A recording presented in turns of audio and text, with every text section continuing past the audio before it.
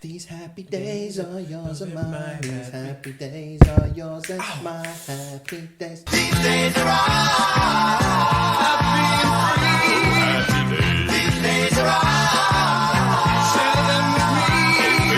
Welcome to Nerdschatting, movie, TV, comic chat. Thanks for tuning in. Welcome everybody to the Nerdschatting podcast. My name is Nate and with me today are my two very good friends and co-hosts, Ben and James. Hello boys, how are you? Hello Nathan, I'm very good, thank you. It's so glad to have you back. It's so glad. It's so glad. I'm so glad. Yeah. It's so good. I got caught between two sayings there and I said, I combined them both. But I felt twice the love. How are you, James? I'm good. I'm happy, which is unusual when you're around. So burn. Should I just check my microphone is on? Oh, this I week would. after Yeah. we butchered it last time. Well, hang on a minute. I butchered it. Yeah. We made a mistake. You made a mistake. Is that I'm not sure? James made a mistake. I'm not a technician. I'm not the voice. I'm not the microphone technician. You see that job? So I did that. For anyone that wasn't here last week, welcome. We are the Nerds Chatting. We talk about all things nerdy, movies, TV shows, comic books, and sometimes video games and board games, but very rarely, but sometimes. Very rarely. But it's because we're in that age bracket where we like them, but we're rubbish at them. Yes, you could pretty much say that about everything, really. Yeah, the age we are true. Right now. James is giving me that. What, rubbish at a board game? Yeah. Like, what are you rubbish Hey, at? you just gave me board games are good. Video games. You just gave me Tim the Tall Man Taylor. Yeah. Yeah. That's perfectly dating this podcast. Yeah, everyone's kind of like that. What? So, what type of video games do you play? Yeah. I play Gauntlet and Golden Axe. How do you like that? Oh my god, I love Golden Axe. Yeah, amazing. thanks very much. Thank you. Anyway, so we're going to talk about Star Trek Picard today. The first two episodes have been released and we've watched them. But before that, should we do some broken news? Let's do it.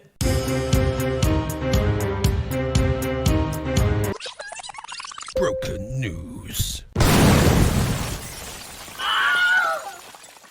So this is broken news. It's not breaking. It's so old it's already broken, and we're just giving you our opinion of it. I'm going straight in with a bit of news for me, and you guys don't really care about it, but I don't care. Oh, look at you, look.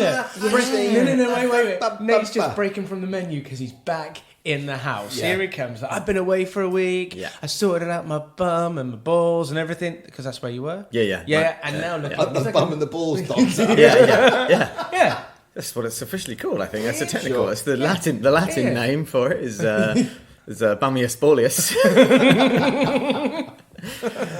So Altered Carbon 2, Season 2 is coming out later this month, actually. And we've just had a teaser trailer. It was a 1-minute teaser for Netflix. Yes. It's the first, I feel like, proper, well, I don't even know if it's actual footage, but footage of Anthony Mackie as Takeshi Kovacs. I thought it was a really good little teaser because it gives you both actors who've played Kovacs in the past in like the mirror when he's holding a piece of glass, and then it shows you Anthony Mackie. I'm like, oh yeah, cool, that's wicked. It reminds me, obviously, that in Altered Carbon you can be any body, literally. So yeah, tell us what Altered Carbon's all about then, Nathan. So it's set in the future where... How far in the future? Far in the future. I should know that. I'm just checking. I mean, is it close enough for us to really think about this being possible? I think it's like 100 years. Okay. Although in truth, I've read the 3 books, and each book jumps like 200 years or something in the future because it takes a long time to send your personality over space waves. So the setup is that humans are not the physical form that we look at now. No. They are reduced to a little disc that goes in the back of your head, right? And you get sleeved into a body, a sleeve. How does the body get made? Is it like the Matrix? They're either actual bodies, real human beings, and if you go into like debt or go to jail or something like that, they literally unsleeve you, put you in a body bank, and then when someone else gets sleeved, they can take that body. What? So one of the plot I've got points. So many questions. Holy crap! You should watch season 1. One of the plot points of season 1 is a mother of a character is re-sleeved into a male sleeve. Yeah, it's pretty messed up. But it's very good. I think is. Altered Carbon It's pure sci-fi. It's pure sci-fi. It steals wholeheartedly from Blade Runner. It's basically what if Blade Runner but no robots. Do you know What if Blade Runner, but I no don't normally robots? listen to you, but what you've just said there makes me feel like I'm gonna go into this and I'm gonna watch how many 10 episodes. yeah. I'm probably gonna watch it in 3 days. You got Netflix. You can jump straight. I into know that. I can, but you can sometimes smash that. you know You'll what? smash that in less than 3 days. Yeah, but you know what he's like sometimes. He talks about stuff. He's like, yada, yada, yada. We don't really listen. I really thought this was great. Ooh. But what you've just done there is something you've not done before and sold me something. Wow. I like it. Wow.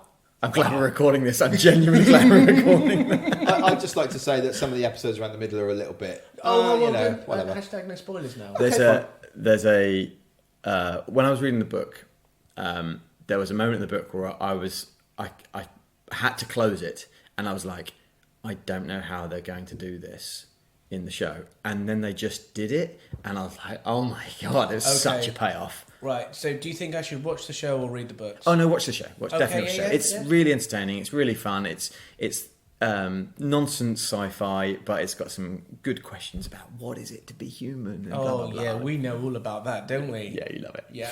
So Okay. so season 2 is coming out later this month. Oh, I might smash that before. Can't wait. I smashed that. Yeah. Then we've got some Super Bowl trailers. It was Sure. Super Bowl Sunday. Football. Yeah. Go 49ers! Oh, they lost. It was 49ers against Chiefs. Yes. Exeter Chiefs. Not the Exeter Chiefs. The Kansas City Chiefs. Yeah. of Missouri, not Kansas. Makes no sense whatsoever. Exactly. Nothing Whoa. about American football makes sense. But I don't people understand love the downs or why a game that has quarters that are 15 minutes. Are they 15 minutes? Yeah, when I was at school. Okay, I don't understand. No, why when you were four at school. quarters. Yeah, Hang on, when you were at school, I yeah. did a little project on American football because Did San you really? Francisco 49ers was my favourite team. So I don't understand why a You're a game legend. that's 15 minutes Yeah. per quarter, 4 quarters, Yeah. takes 25 hours to play. Shall I tell you? Yeah, Sure. James. So because the game, there's loads of breaks in the game, so they have like first and 10, first and down or whatever. So that's where they've got a lot go over the line of scrimmage. If they don't go over, so you've got offense and defense. So it's all about tactics.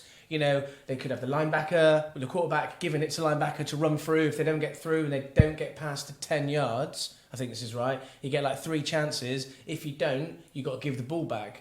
So it's a bit like rugby league where you get, is it 5 tackles? Oh, yeah, okay. Yeah, Alright. yeah, that makes sense. But Doesn't you've matter. got so many players. You've got like you can bring on special players at certain times. Like you might want to kick a field goal or something like this. So that's why it takes so long. You have a different. And I used to offensive love and watching defensive American teams. football when it was on Channel 4 TV about, I'm going to show my age again now. How old am I now? I was probably 12.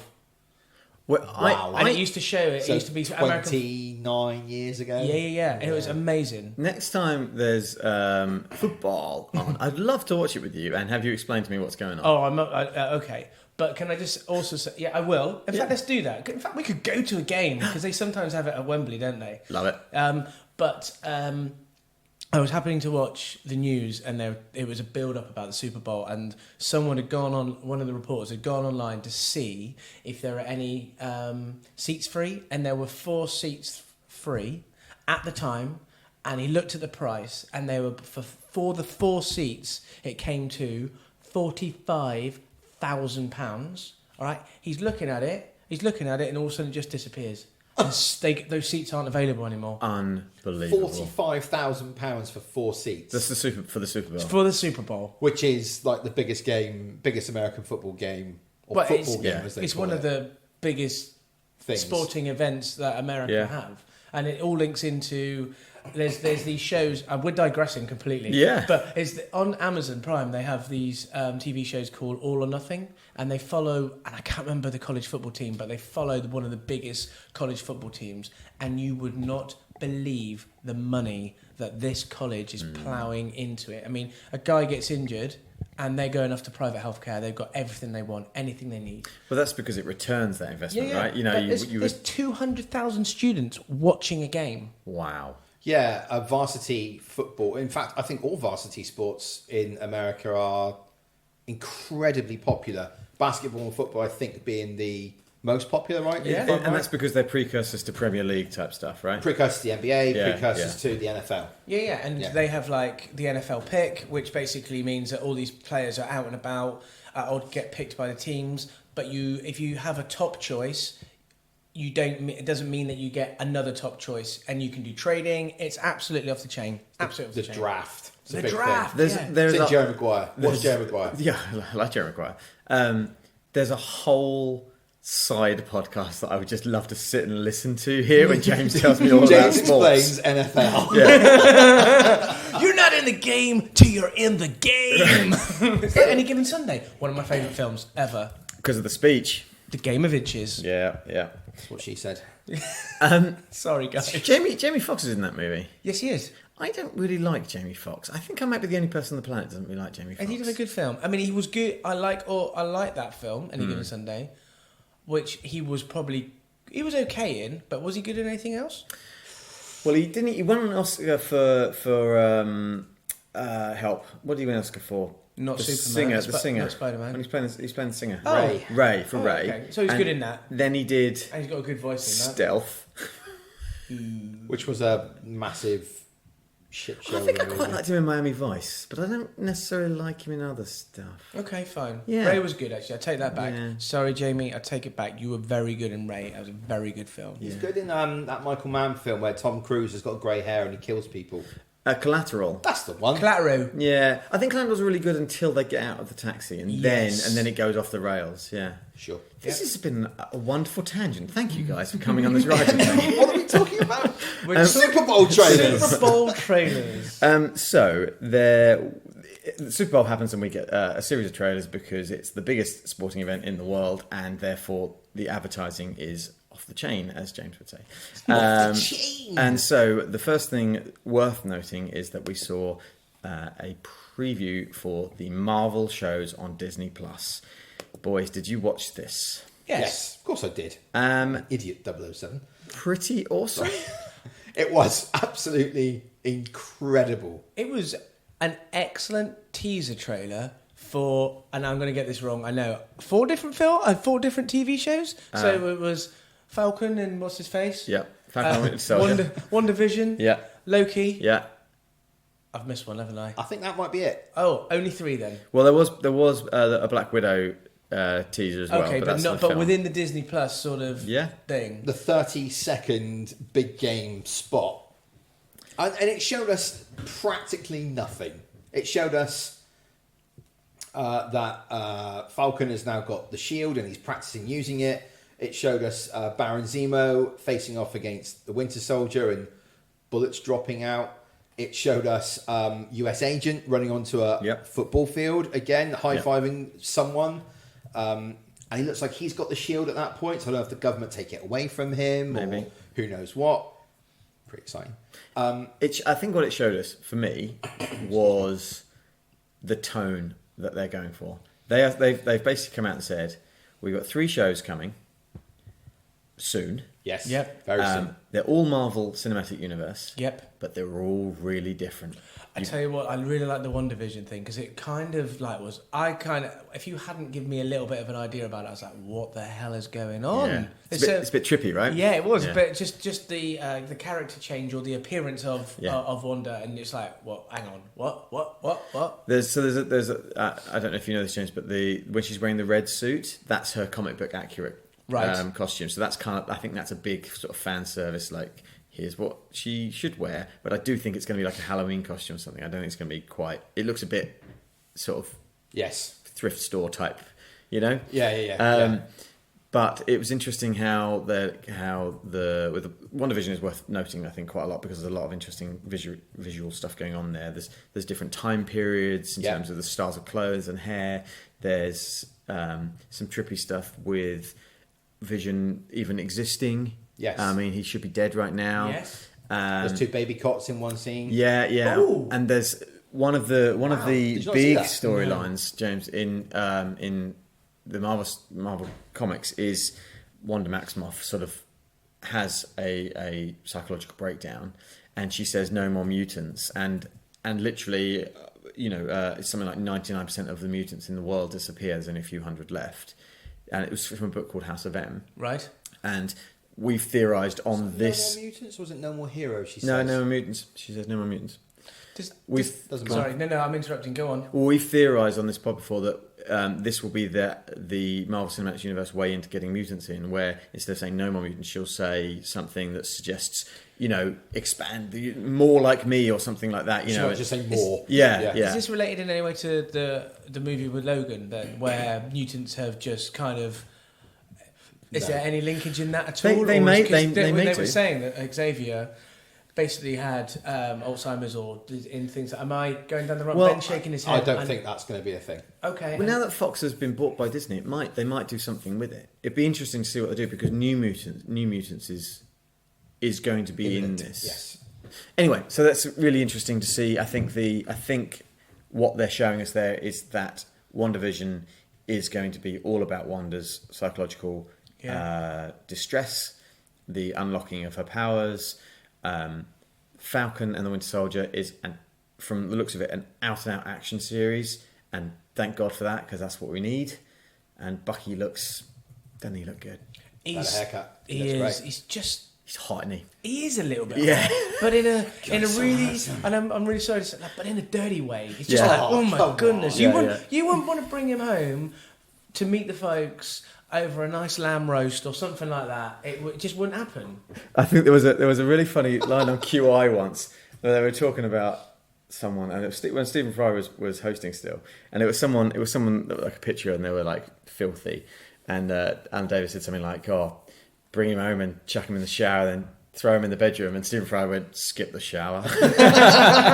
And that's kind of like how you feel about Bucky, It's just like, he's a bit filthy, but it's nice. Yeah, good. I'm sure Sebastian Stan is a very fine, upstanding young man. Yeah, yep. I don't think he's young anymore, is he? Anyway, doesn't matter. And then Loki. We didn't even know anything about Loki, and then suddenly we get the shot of Loki in a prison uniform. That's what I was going to ask. It looked like a prison uniform. Yeah. How has he been captured? Don't know. We don't know anything, because when was he last seen? So this look, I think. Well, Loki's dead. Loki's dead, and then this is the Loki that stole the Tesseract in Endgame. So he's kind of not had this journey of redemption. He's still a bit evil. Yeah, quasi-evil. Quasi-evil, yeah. And we Check know you out with your big words. We also know that there's some casting news about a possibility of a young man and a young girl. Yes. So a young boy and a young girl, I should say. So there's theory that we'll have multiple versions of Loki. There might be young Loki. Old Loki might die, or the dead Loki. Yeah. Oh yeah. Loki. Dead Loki might in some way regenerate as a young boy. So we have two versions of Yoki. You can't say Loki. That's it. He's now called Yoki. Yeah. Maybe we'll just get a double Yoki. Oh. Owen Wilson's been cast in something. Loki, I thought. I think, maybe, but yes, he's been cast in something. Wow. Okay. There's a lot of speculation that he might be Rick Jones, but he also might be a villain. I want him so badly to be Adam Warlock. No, Adam Warlock? Yeah, that's who you mean. Adam Warlock's a bit overpowered. Yeah. If you give it to someone floppy like Owen Wilson, and you know what I mean, floppy, right? Wow. Do you know what I mean? He's like he's wet. Yeah, but also he was a strong hero type in behind enemy lines. No, he could wield what was it called? Gauntlet. Doesn't matter. What was it called? I can't remember. It was You something keep on like asking, that. just keep He on was talking. he was trying to be action hero, but then I think he realised his niche is Comedy. Like I'm chilled out. I'm also a stoner. Oh no, I do. Yeah, exactly. You're like, oh no, and we were like, oh yeah. It's like Bill and Ted. Yes. He's exactly like Bill and Ted. Any more to say about the? Yes, I have one thing to say. Yeah. There is a scene in the trailer where you see Vision wearing a plaid shirt that's literally lifted out of the Vision's Tom King's story. comic book, and it made my brain melt. I knew you were going to say that, and when I saw it, I thought, Ben will like this. I cannot recommend that comic book enough. Really? Seriously, it is unbelievable. I've heard good things. Yes. Okay. I'm Did we very talk about hyped. the shield throw? Have we said that? No, at the beginning, you mean? Well, so he was practicing with it. Yeah. Well, Wasn't it kind of like you were just like, oh, it's awesome. yeah. I think Got a throw on him, ain't he? the show will try to make out a bit of, well, who should take the shield between the two of them. Both of them have been Captain America in the comics before, but in the comics, Falcon has. I think the general feel is that fans feel Falcon has more of a right to it. Bucky took on the mantle of Cap when Steve Rogers went missing. Right. Falcon took on the mantle of Cap when it was handed to him. Right. And he's the true successor. And I think and Bucky even stepped down from being Captain America. He became Winter Soldier again. There was a comic book a couple of years back called Sam Wilson Captain America, and there was a whole thing in there where US agents showed up. The original Cap came back. There was a whole hashtag running on a comic book mobile phone as part of the back pages where there was a hashtag going, hashtag take back the shield, where people wanted him to give up the shield and give it to US agent or back to Steve Rogers. Right. Hashtag something else, like let him keep the shield or something like that, where people are like, no, he's great. I do worry that he isn't powered like Bucky, like Cap was.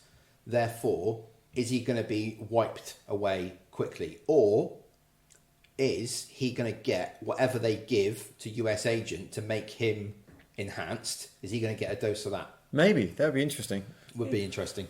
Yeah. Because he's not a powered individual. All he's got is the suit, and he's got army tactics. What were you say, James? Well, I was in last week's pod. We were talking. Ben, I think Ben was basically saying, "I'm going to get Disney Plus no matter what because everything's there." But I'm wondering how they're going to release this. Are they going to release all these shows at the same time? No, I don't think so. Because I would be dead against it.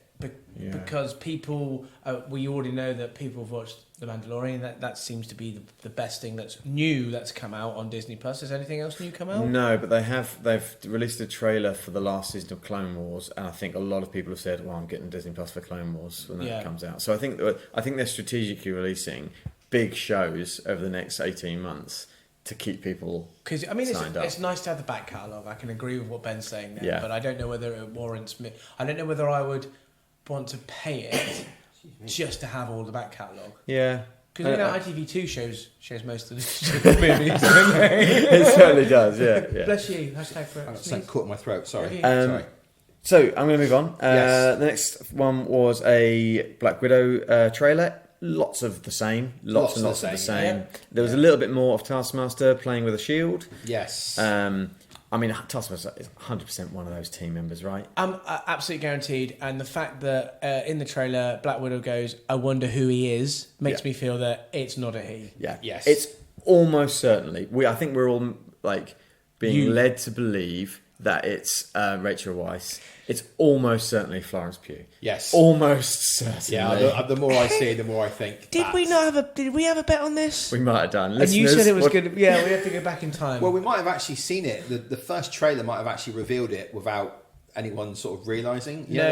I think you're right, but I don't think it did. And he was just like, "It's definitely right." Well, in the first trailer, there's a bit where they sort of have like a gunfight, and they keep on and they're snatching exactly the gun the off same. each other the same way. Well, that's what Taskmaster's abilities are, aren't they? Well, that will be the misdirect of the whole movie because they're all going to be like that. They're all going to have similar powers. They're all going to have similar abilities. Yeah. But yeah, it's interesting. I mean, I'm still really keen to see this movie. I'm keen to see this film. There's no way I'm not seeing this film in the cinema. I'm now.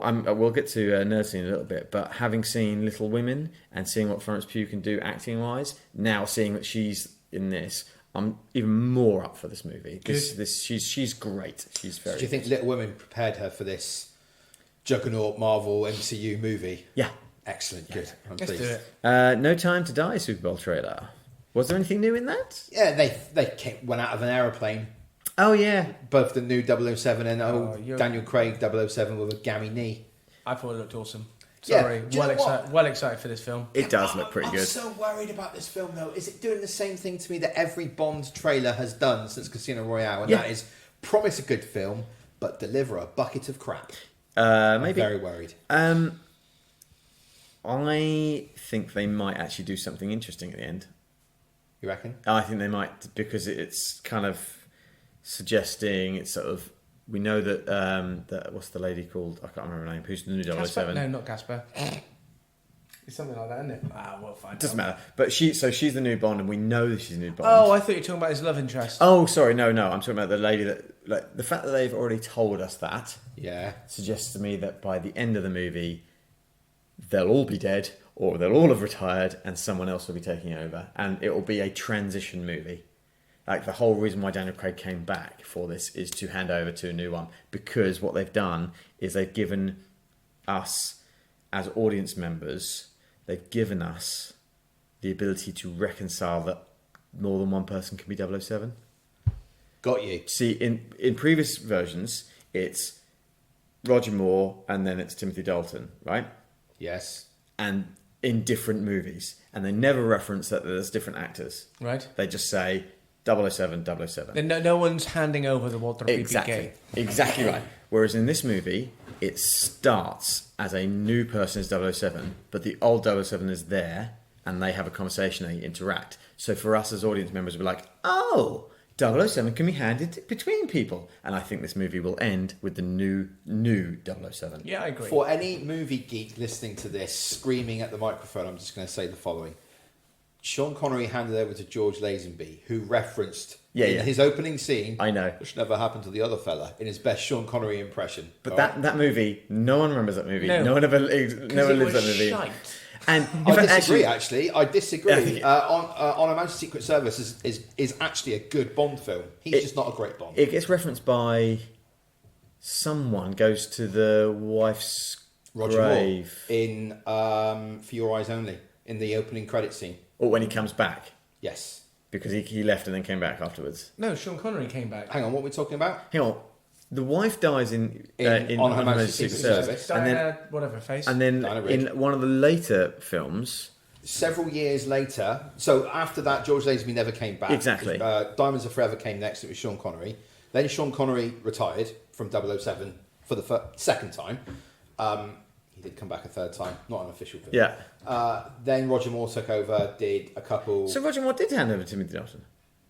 Yeah, but hang on. But George Lazenby, who got married to Tracy, who was then killed by Blofeld... Yeah. Roger Moore went to visit her grave. So there is a reference to it, is what I'm saying. Yes, yeah, but okay. they could never call that character Blofeld because the rights to Blofeld weren't in the air. But then that's not the same as what I think this film's doing, because that is almost suggesting they're the same person, because he goes to his former agents. Yeah. Okay. Yeah, I would. I'm really sorry. Do you know what? Do you know what? I love a Bond film, and I used to watch them a lot when I was a kid. I wouldn't have guessed. I used to be able to say all the Bond films up until that time, maybe the mid-90s, that had come out in order that they were released, and then reverse. Wow, I would like to hear you do that. Not on a pod, because we haven't got enough time. That's fine. But maybe some other time in 20 years. What were you going to say? I don't know. You're about to agree with me, I think. I was agreeing, yes. I remember Bond. That's twice on this. No, I know. I remember, or when I watched the Bond films, it just seemed like Bond, it was the same character played by different people. Yes. Does that make sense? Yeah, absolutely, yeah. Yeah, it was just like, oh yeah, he's just going through. He never ages. It's just different times. Yeah. You know, it's like, yeah, he did this on this year, then next year we did that, and then did that. But Not anymore.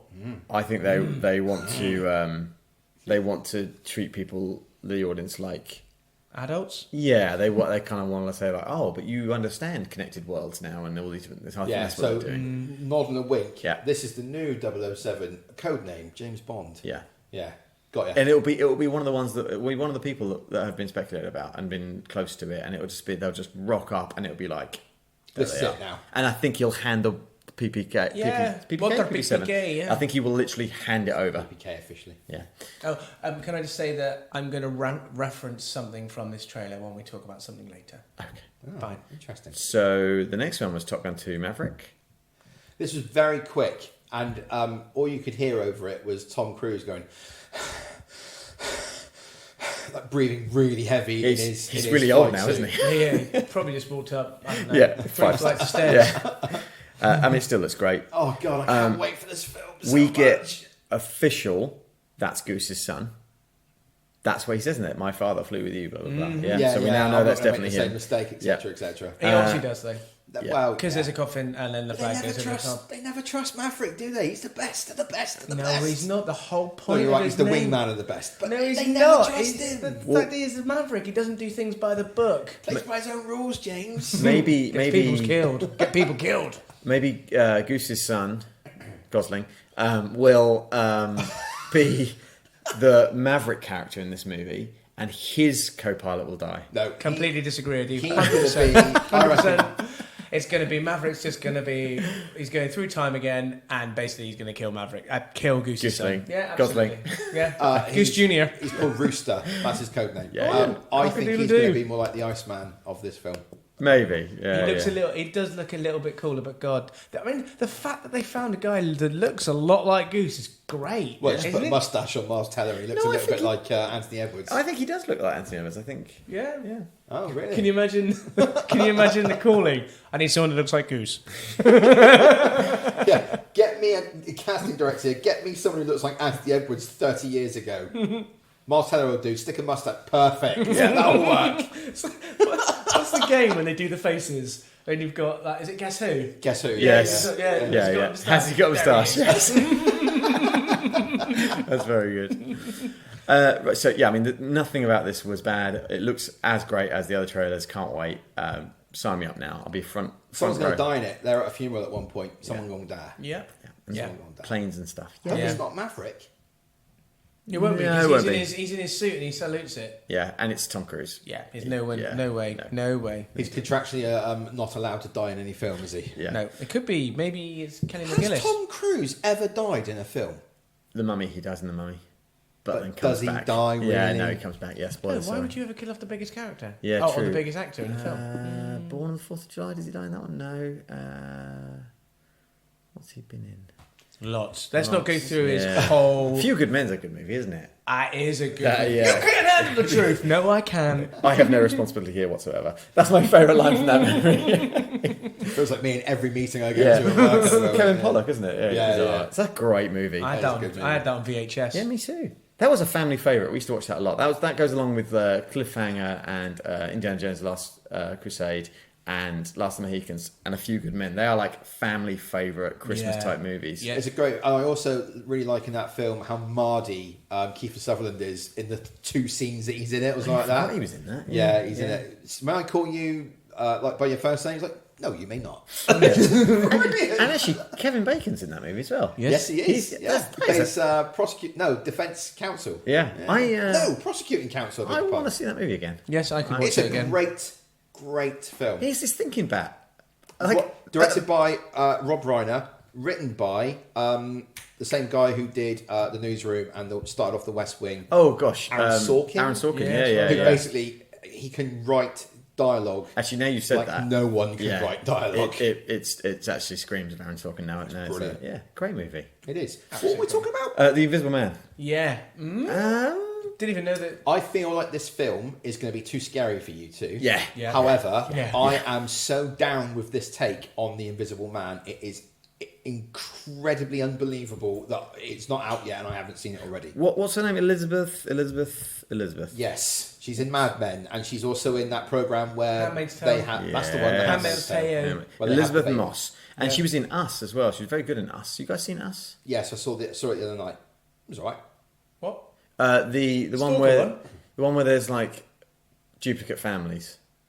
The family comes Oh, after you was them. in cinema and watched it, didn't Yes, you? Yeah, don't like it. Wouldn't Lupita like it. Nyong'o is amazing in it. She's amazing in everything. incredible. Yeah, she plays two yeah. characters in it. Yeah, I'm not. Anyway, It's not my cup of tea. Sorry. no, yeah. So The Invisible Man. So it's a Blumhouse horror film. Blumhouse make a lot of horror films on the cheap. They were recently responsible, I think, for the last Halloween film. Oh, right, yeah. And other stuff that's come out, before that that's been horror based and done incredibly well. Feels like it might be a what's the one where you don't make any noise? Pardon? You know the film where they don't make any noise. A Quiet Place. That it feels like a Quiet Place type. Got a feel about it. Disagree. Okay. Anyway, No, I completely disagree. A Quiet Place looks amazing, and I still want to see it. But Right. this looks rubbish. I don't think see any point. this in it. is yet Okay. another attempt to start the Universal Dark Universe, whatever they want to call it, Yeah. films. Yeah. So Invisible Man, but this time it's not set in Victorian England. It's not set in a lab with a bunch of scientists. It's a woman who has been living in fear from her, I don't know what you want to call him, demanding, abusive is the word. over protective, over everything boyfriend, who then fakes his own death, apparently, according to the trailers, but has figured out a way to become invisible and stalks her whilst invisible, and it just looks so good. I think it's a really interesting take that it's not about him. Yes. At least from the trailer. It's about what a person who was invisible and was a bad person could do. Well, we mentioned Kevin Bacon, but he starred. He was in the film Hollow Man, which Hollow is Man, basically based on the Invisible Man. Yeah. And he was but he was trying to make himself invisible, wasn't he? Yes, an and experiment he went did. wrong, and then he went into a girl's room and He raped his neighbour, and he killed people, and basically it's sounds like a really good guy. It's if you suddenly gain powers, what does that do to you? Yeah. And we've had this conversation several times in the past. If you gain superpowers right now, Nathan, what would you do? I'll be always evil. say I'll be the you'd worst. be evil. Yeah. Well, I don't think I'd be evil like abusing people. That doesn't feel like that's the sort of thing I'd be. No, but I'd you'd be rob a like, bank. I'd probably take over the world. You know what I mean? in a very non-abusive way. Yeah. You'd mentally mess people up. It'd be just like this little tapping noise. Yeah. I know you'd mentally mess up. James. I wouldn't physically abuse anyone that No, wasn't... not physically, mentally. Anyone that wasn't in this room, I wouldn't physically abuse. Okay. Swiftly moving on, people. I can't remember when this film is out. I don't think it's very far away, and I want to see it. Yeah, okay. And I will probably review it in some way on this podcast. Yep. We'll see. So there was a whole bunch of other trailers. We'll skim over them quite happily. There was quite a funny Sonic the Hedgehog one. I'm sorry, everyone. I'm sorry, listeners. I think Sonic the Hedgehog might be fun. I'm sorry. And fun is like what, pulling fingernails out fun? Or being in Waitrose or any sort of supermarket and a colleague of yours going, oh, just stop there a minute. Yeah, okay.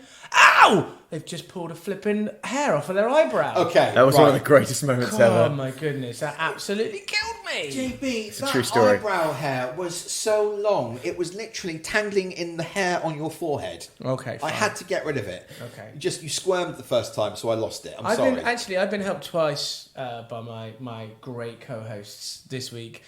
We should probably say, but before we started this podcast, Nate had to break into my house. That's a true story. He had to climb up a ladder that wasn't tall enough to get in the front window because we couldn't get in the main bedroom because we didn't take pictures though. We were scared you were going to die. Yeah. There was a moment. There was a touch and go moment. Was there? A little bit. All right. Because I went to the left my window God. and I was like, I don't think I can do this. And I went to the right window. I was like, oh, maybe I can do this. If I grab up there, maybe I can. And then I was halfway in and halfway out. And I thought, if you fall right now, Nathan, you're fucking dead. No, you won't, because Ben and I would have caught you.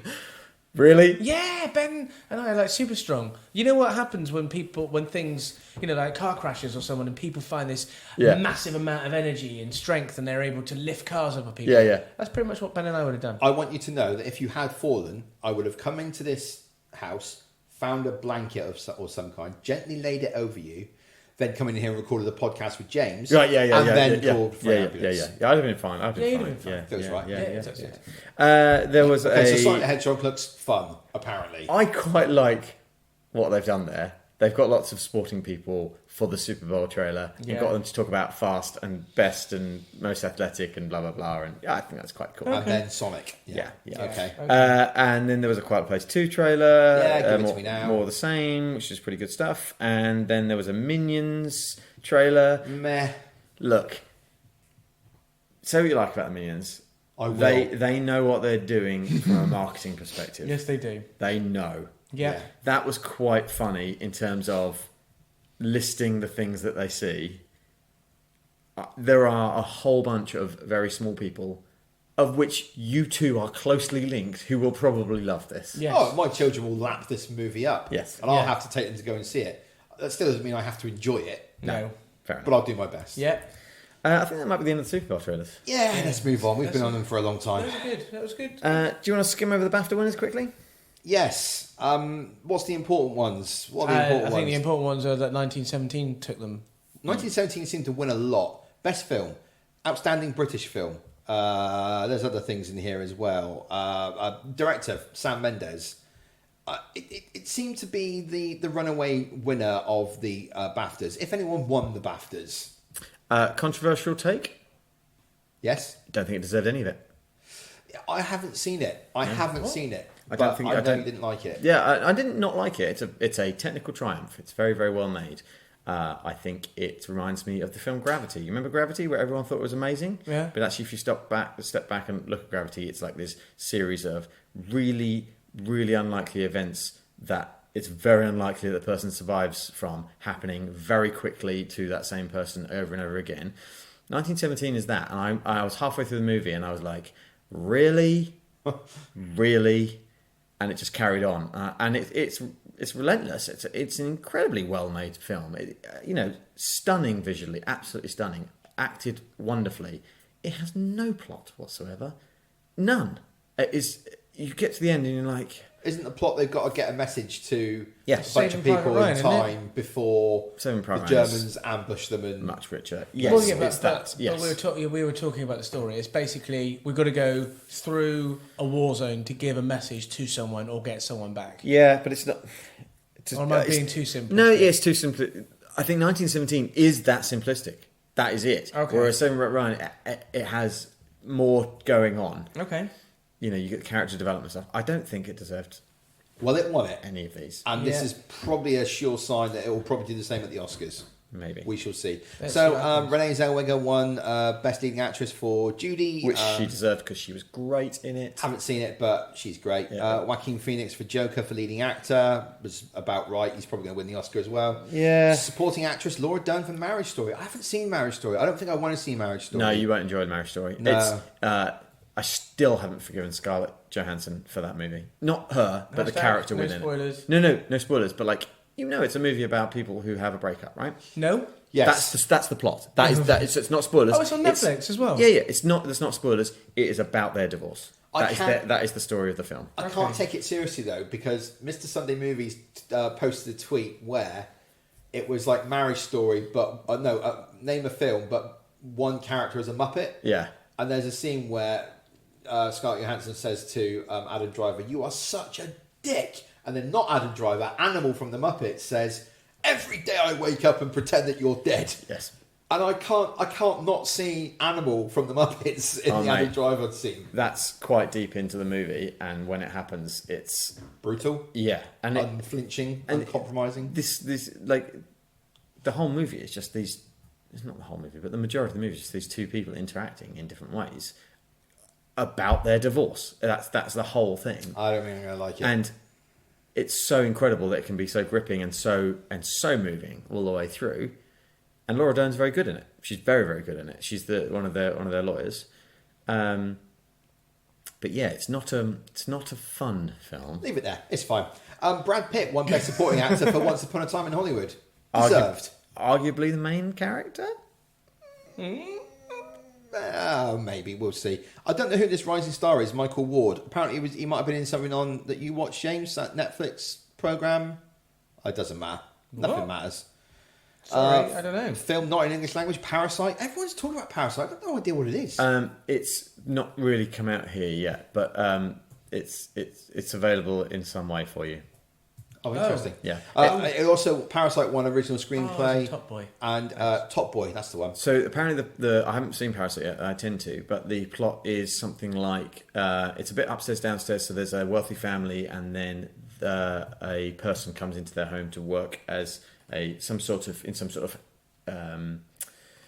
Serving capacity. Yeah, something like the cleaner or something like that. And then in some ways they get this person who's a house cleaner maybe, or gets the rest of their family to start coming working, and it's about taking over and about the conflict between those worlds, I believe. Interesting. Yeah. Jojo Rabbit won adapted screenplay. Good, because it's great. Taika Waititi. And okay, so if I'm going to say to you, name a cinematographer that won for 1917, you're going to say... yeah, that dude. the one that wins all the cinematography stuff. Or the one who deserves to win all the cinematography stuff. Yeah, Roger yeah. Deakins. Roger Deakins, yes, absolutely. Nice. And like I said, it is a incredibly well put together movie, and it's stunning. Okay. There's literally 1,000 more, but then none of the big ones. They're all like, best No one animated cares about. short. No one that really sort of cares thing. about. Well, no, everyone can. I mean, the people who won them, they deserve it. Well Yeah, done but that to means them, they've got to but- sit through all the other ones. Yeah, Haven't they? yeah. It's Yeah, like, that's if right. I was Best filler. like, when does Best Actor come out or Yeah. Best Actress? It's right at the end because Yeah. they're the main ones. Yeah. It's a bit like at the athletics. You don't go and show the final right at the start, do you? No, that's true. I am a little irked by the praise that 1917 is getting and the accolades it's getting as well.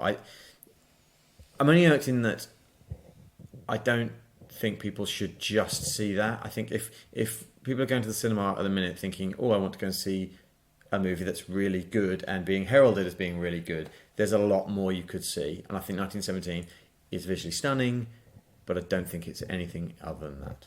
Okay. And it bothers me that it's plotless. A bit like Ben. Yeah. Visually stunning, but plotless. Yeah, absolutely. That's how I would describe Ben, yeah. I would agree. I'd have to agree. So we got some Mando news. Yes. So season 2 is coming in October 2020 to Disney Plus, which is great. Because we'll have it by then. Yes, of course, which means we'll actually be able to watch Yes, it we will. officially.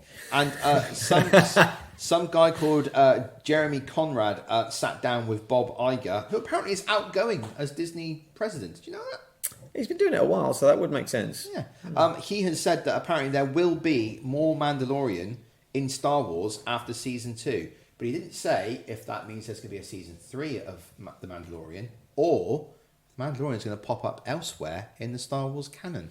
So I'm thinking Cassian Andor, no, too early. Obi-Wan Kenobi, Too early. What else have we got coming out? Potentially a Star Wars film taking place after Return of the Jedi Oh, I'd like that. that The Mandalorian might pop up in. Of course, it could be, he means season 3 of The Mandalorian, but he didn't say, he didn't specify. Oh, it's definitely season 3.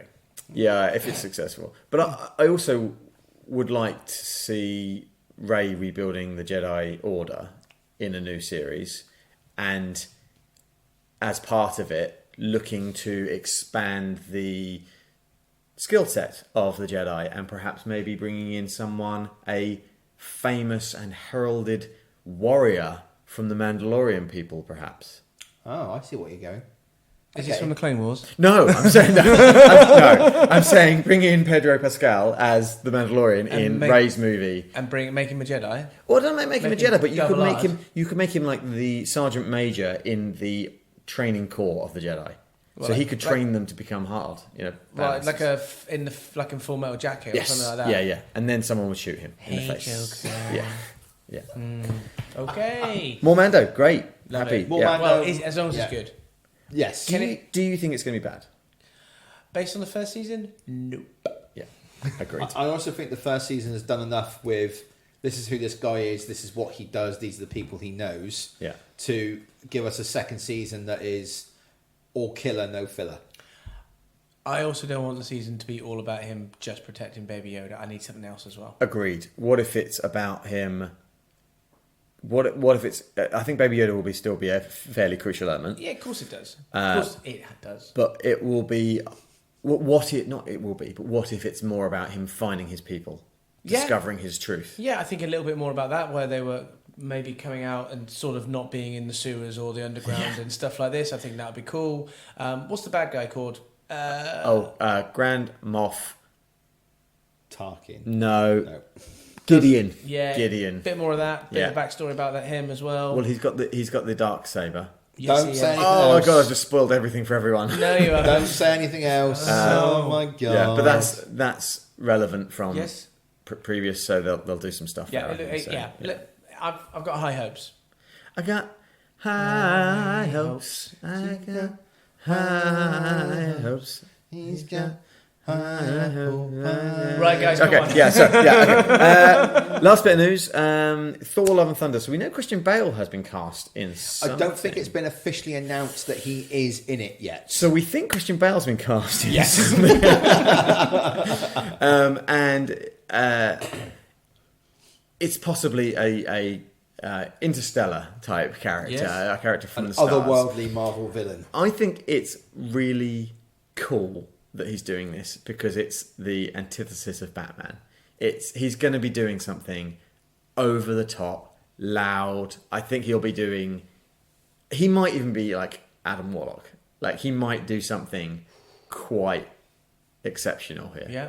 Because it's Christian Bale, right? And I think he was in an interview when he was doing Ford versus Ferrari with Matt Damon, and it was a really interesting. You just did Matt Damon, didn't you? Mm-hmm. Matt Damon. Can you not? Every time you say his name, do you not think it? Yeah, maybe. Matt Damon. It's from To America for people who haven't seen it. Goodness me, every time. It was a really interesting interview with him because normally I think of him as quite stoic and quite. He's an actor, isn't he? Oh Right? man, the dude gets into his roles, doesn't he? Yeah. I know, man. I'm not talking about bread rolls. I'm talking about all the film roles he's had. But he was talking about how those body transformations that he's had, and he said that he's probably not going to do that anymore because he's realised it really is affecting his health. Yeah. And he also has. He was quite open about the fact that he's got kids now and he wants to spend more time with them and he wants to be a better dad and he wants to make sure he's healthy. And it was a really interesting insight into the way that his decision making has changed. Well, didn't he? So, just is it The Machinist that he's Yes. in? And Machinist, he lost a ton of weight. Yeah, but then his next role was playing Batman. Yes, And he had exactly. to put on like 16 stone of muscle. Yeah. For donk. So I think this reeks to me of Gary Oldman taking on Jim Gordon. So when he took on Jim Gordon, he said he in an interview he was like, I got kids now, and I want them to see the movies I've been in, and I play bad guys. So I want to start playing good guys. So he took on the role of Jim Gordon, like the best of the police, right? Yeah. So I think this reeks of that to me. It's got a whole bit about. I think I feel like Christian Bale is saying, you know what? I've done all that stuff. Now I'm going to do some fun stuff. Yeah. And I think that's great. Do you think he may take the mick out of himself by whatever character he is to do like a Batman voice or something? I hope like so. that? Yeah. What accent do you think he's actually going to do in this film? Is he going to use his normal sort of English/Welsh accent? Is he going to put on an American accent? Always throws me off. Asgardian sort of. When he speaks in his normal voice, I'm like, stop putting that voice on. Who is this guy? Yeah. Do you think he'll actually star in it, or do you think he'll voice a full CGI character? Oh, he has to be in it. I would think he'd be in it. Who do you think he's going to be? Because there was some talk that he was going to be. I forget who it was. I think it might have been another freaking. Oh no! It was the brother of Odin. Oh, Balder? No. He was going to be. It was Bors. Bor is his father. Is the grandfather, father of That would be interesting. Odin. I think he might be Odin's brother, or he might not. He might be someone else. Okay. Have we had Balder yet in the comics? In the movies? I think he actually showed up in possibly at the beginning of the Dark Thor, defeating the Dark Elves and locking them away and all that sort of thing. Okay. Well, in Norse mythology and in the comics, Balder is the true heir to the. Or he becomes king, like To Asgard. yeah. So there might be some interesting stuff there. Yep. I think that's the end of the news. That's the end of the news. I feel like we've got a lot to talk about still. That's okay. We can rattle through some of this stuff. You go ahead. Yes. Nerdscene? Just rattle through it. Nerdscene. Nerdscene. Nerdscene. This is where we talk about stuff that we've watched and seen. It's a play on the word seen and seen. We got it. Move along. Yeah, okay, cool. Wonder Woman 750 issue came out. Did you get that? I didn't. I saw that. If I'm honest, I've never really enjoyed a Wonder Woman comic, and I know that I'm going to get messages now, and I deserve them. You should read it. It's good. It's really good. It's Now- an oversized issue. The Detective Comics issue 1000 and Action Comics issue 1000 were all several very short stories from different writers, drawn by different artists. Is this like that? Yes, I'm probably going to get it. it's really good. Yeah. I really enjoyed it, and there were various points when reading along the way I went, oh, take a picture of that. Oh, I'm going to take a picture of that. Oh, I'm going to take a picture of that, because it just looks beautiful. It's a great, great little comic. And it was just great for diving in. I don't read Wonder Woman. There's clearly some plot from the ongoing comics, Yeah. But it didn't bother me because I was able to just jump in. This is an adventure that's going on, so on and so forth. Very good. Really Cool. enjoyed it. I've got a whole list of stuff. I'm just going to rattle through them. Okay? You do it. I've started to get into comics again, and I've bought the Bendis run on Superman. I haven't started reading it yet because I picked it up today. Nice. How many comics are we talking about? So I've got the first trade, and then I've got issues 7 to 18. Because I haven't read comics in a while, and I realised that if I was going to get back into comics, there's only one place I want to start. Superman. He's your guy, isn't he? He's my guy. He's your guy. So yeah, so I'll let you know what I I think did of that. wonder what he was going to say then for a second. Yeah, me too. But then he Yeah. said Superman, so that's Yeah, good. I was going to Batman. No, he's always been a Superman guy. That's not true. I've probably got more Batman books than I have Superman books. But Superman's your jam. Maybe now. Yeah. I read Transmetropolitan volumes 5 and 6. Yep. Excellent. Uh, And They are so good. I cannot recommend these books enough. They start out, every single trade starts out as just this parody, satire, really filthy take on society, and over the top ridiculous, and they always end on some heart-wrenching, deep and meaningful storyline. It's so good. Wow. I cannot recommend Transmetropolitan enough. It's really out there. Like, when you start reading it, you've got to just unhinge all those blockers you've got in your brain for, reality, crazy, trippy stuff. You just got to go with it. The dialogue in it is quite out there, but it's very good. Okay. I highly recommend it. I've got 4 more volumes to read. I cannot wait to get through them. I'll get to it one day. It's on the list. I watched Bombshell, the Charlize Theron, Margot Robbie. So this is the film of the show that you and I Yeah, watched. this is the Fox News, yeah? Yeah. Yeah? Yeah. Gary, no, not Gary. A-list. Roger. Roger A-list. Yes. Yes. It's pretty good. Yeah? Have you It's seen the pretty loudest? good. Have you seen the loudest voice? No. I think the loudest voice is more about Him. how he rose to power and what he did, and then at the end it's how he was taken down. Whereas this film is just how he was taken down. Yeah, it's a Have you seen the loudest voice? Yeah, I watched it. I really Okay, enjoyed it. I don't really agree with what you said there, but it's fine. It's fine. But it's fine. Okay. Bombshell is it's kind of like a 6-month type period. Yeah. Snapshot. Everyone in it is great. It looks great. This is not okay for me to say this, but Maybe don't say it. quite a few people in it have prosthetics and are doing different voices, and it really put me off. Oh, I see. Yes, I know what you mean. Nicole Kidman's got a fake nose and Chin. and chin. Oh, right. Okay. Yeah, and Charlize Theron's got something going on in the face. I couldn't figure out what it was. Why? I don't know, but I looked at her and I was like, is that Charlize Theron? But they're I don't know playing if it is. real life people Yeah. who were in or around Fox News, and Roger Yes. Ailes abused them. So I hang think on, are they trying to make them look like... Yes. Which is... I know, and I think maybe for American audiences, who these people are incredibly famous and incredibly recognisable people, Yes. it probably is quite a nice thing. But Okay. for me as an audience member going, I want to see Nicole Kidman do something interesting, with her put own you off. body. It put you off. It did put me off a Yeah. little bit. And then the Margot Robbie character is kind of an amalgam of lots of women that were abused, and so she just kind of plays all of them in one, and she's very good. They're all very good in it. I'm damning it unnecessarily. It was very, very good. Okay. I recommend everyone see it.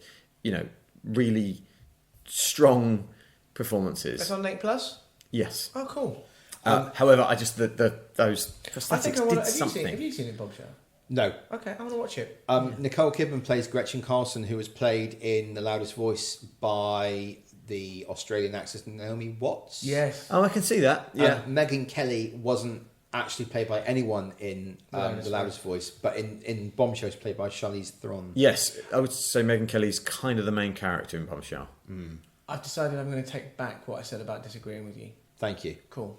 It's important you know that I'm always right. Even That's when not I'm wrong, true. I That's am wrong. definitely That's not true. not I'm true. just being nice. I also watched The Lighthouse. I recommend you two do not watch it. Yeah, I know. I read a synopsis of this film and I was like, what? The synopsis will not cover it. No. No, it was quite a deep synopsis, maybe quite spoilery, and I was like, nah, I don't like this. I don't like the sound of this. It's shot on a super square frame. It's more square than 4:3. It's closer to square. Right. On purpose, because it's about the claustrophobia of being trapped on an island in a lighthouse with two with one particularly strange person, but you could say that for both characters. Each one is a particularly strange character. And so it uses that constrained video format very well. There were some very interesting bits where it kind of like pans to the left or right into shadow, and then suddenly it's going up or down, and so it's kind of like, oh my god, that's jarring. And it's about psychosis, and it's about what is reality, and perhaps it's almost about Greek mythology, and who knows what else it's about. And a mermaid? And seagulls. Cool. Yeah. Willem Dafoe and Robert Pattinson are Is it really good? really excellent in it. They have you ever had these sort of discussions where you talk about like great drunks in films? You know, where people like play a really great drunk, like in Jaws when they get drunk on the boat. Yes. That's a great scene, right, where they're drunk. And like, but there are some like great drunks that, I mean, most of this movie they spend drunk. Right. Because all of the supplies get damaged or ruined, so the only thing they've got left is alcohol. Yeah, don't watch it, you won't like it. But it's very good. Okay, interesting. I spoke about 1917 already. Yeah, you didn't like it. And Little Women is already a contender for best film of the year for me. I think it took me by surprise. It was beautiful and sad, and everyone in it is perfect. I loved Including it. Florence Pugh. Yeah, I really, really loved it. Did you cry? Nearly. Did your heart beat more than once? There is if anyone knows the story of Little Women, there is a particularly sad moment in it. It does some clever stuff with editing. So it's Little Women, the book, is actually split into two books, about when they're very young and about when they're slightly older. And what the movie does is actually just all the way through, just cuts back and forward between them being young and old. And it does it in a really clever way. It does some different lighting stuff, so maybe it's a bit sort of more bleak or grey later on, and they do some stuff with their hair, so it's sort of down, or it's big and curly, and they're wearing maybe bright colours when they're younger because they're a bit more hopeful, and then they get into the real world, and it does some really interesting stuff. I think it might be my film of the year. I will check it out when it comes to a film channel near me at home soon. Okay. Yeah, I think I will. Good. Good, I recommend it. Ben, what have you been looking and watching? I've got a couple of comic books here. So I finally read Marvel's Contagion, which is basically the plot is a really nasty sort of magic enhanced virus that's been trapped in Kunlun for centuries, thousands of years, escapes, somehow makes its way to New York City. Of course. And of all places, New York. Basically, why not Minnesota? Yeah. In very, very short time, makes every single superhero that comes into contact with it its bitch. It's like 5 issues. It's just a little self-contained story. It's really, really good. And the people who save the day at the end are not Iron Man, not Captain America, not Thor, not Spider-Man, not Hulk. No one. Is it Squirrel Girl? No, all completely gone. Stargirl. Anyone who's infected by this contagion, or this virus, whatever you want to call it, anyone who is touched by someone else who has it is immediately infected. The only person who, when they get touched, doesn't get infected is Ben Grimm, the Thing. Oh yeah, nice. From the Fantastic Four. Sounds very relevant at the moment, doesn't it? Sounds like some sort of virus. Yeah. Apparently that can be killed with alcohol. Excellent. That's Let's all get apparently drunk. true, yeah. Shut your face. Anyway, we're dating this podcast by Yes, talking we about are. what we're Yes, talking about. yeah, Anyway, yeah. but it was really good. It's only 5 issues, like I said, self-contained little story, good fun. You might like it. Okay, fine. Moon Knight's quite important in it as well. Oh, cool. Yeah, very good. Yeah. The other thing, Ed Brubaker and Sean Phillips. I think I've got that name wrong. No, I think I'm right. Just finished their latest 12-issue run on Criminal. It's not Sean Murphy, is it? No, It's Sean Phillips. I think it is. Those 3 work together in different variations. In some way, Yeah, possibly. Yeah. Oh my god, it's so good. Criminal The last is- issue was heartbreaking, and the thing is you've known from issue 1 what is coming in issue 12, and still the way it plays out is just incredible. Is it better than Last of the Innocents? Oh, well, that's okay. James is doing the. It's gone over my head. Yeah, we're So, going completely lost. Criminal is it's an anthology series, so there are 6, 7, 8 or 9. Okay, now. there are different volumes of it. Yep. They're all about different characters, but they in some way cross over at different points. Oh, I love that. It's really interesting, and one of them is called Last of the Innocents. It was one of the first comics I read where it kind of took the idea of the Archie comics, which are kind of like cutesy and fun and a bit, Yep. and said, what if those characters turned out to be psychopaths Okay. or criminals? Okay. And it's still in the world of Criminal, and it's the only book of Criminal that I own because I loved it so much. The Yeah. others I've kind of just either not had anymore or Well, borrowed. I'm here to tell you that this latest arc is up there with some of the best. Cool. It really is. Cool. And it's I think the last 6 issues, the trade's going to be called Cruel Summer. It takes place in 1988. Spoilers for it if you haven't read any of Criminal, but basically you're going to know from reading it eventually if you do get to it. It's how Teague Lawless loses his life. And Teague Lawless is the father of Ricky Lawless, Yeah, yeah. who in the very first Criminal book is not alive anymore. Yeah. And Tracy Lawless, who is a big hulking sort of So private it's- eye ex-army guy. It's looping it all back. And My God, it's so good. And how it happens is not how you think it happens, and it's just incredible. Brubaker's a great writer. He is. The guy's a bloody genius. He really is.